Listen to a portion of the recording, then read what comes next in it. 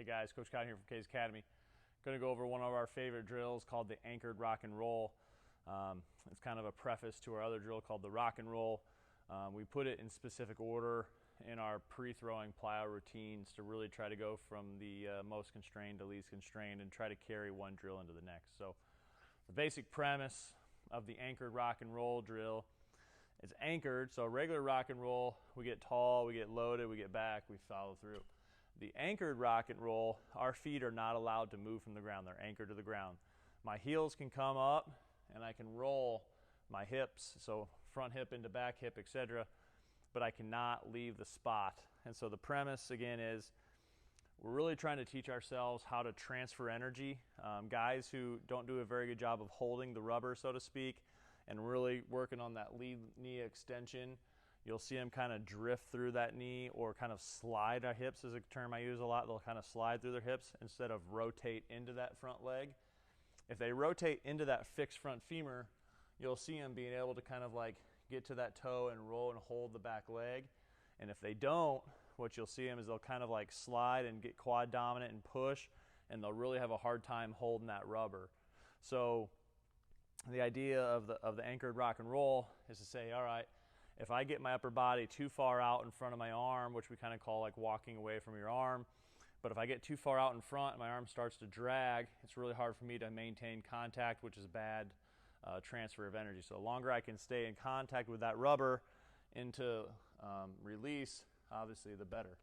So how it kind of looks in slow motion, the drill that we typically put this after is the squared up drill. So just as a refresher, the squared up drill, if I was throwing right to the camera here, what I want to try to do as a right-handed thrower, I want to load up my back hip. So you see how I kind of spin and show my outside of my shoe to the catcher? What that's doing is really kind of taking my front hip into my back hip and driving that into my hip. Big misconception or big mess up that we see is guys that really get kind of like bendy on their knees, and that's really quad dominant, and you'll see them kind of almost fall forward, versus if I load into that back hip and I throw and get tall, you'll see them kind of pop up a little bit more. So we do this drill typically right after. Why? Because we take a lot of that lead hip into this drill. So again, if I was going straight into the camera here, as I load up, it's kind of like rocker drill or rock and roll, but as I load up, again, my feet aren't allowed to come off the ground, but as I come back, I want to show that heel to the catcher again. That's loading up my back hip.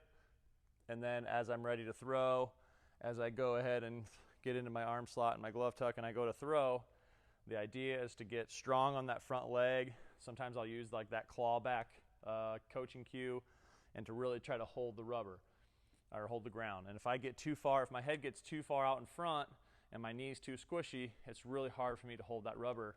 And you'll see things like guys drag it out like this, or you'll see them like really drag it like that. So in action, kind of looks like this. So again, I'm going to load it up, I'm going to throw it, and I'm going to stick it.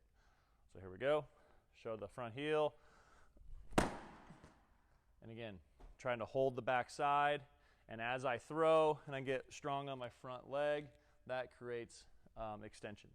So load the hip, throw. That is the anchored rock and roll.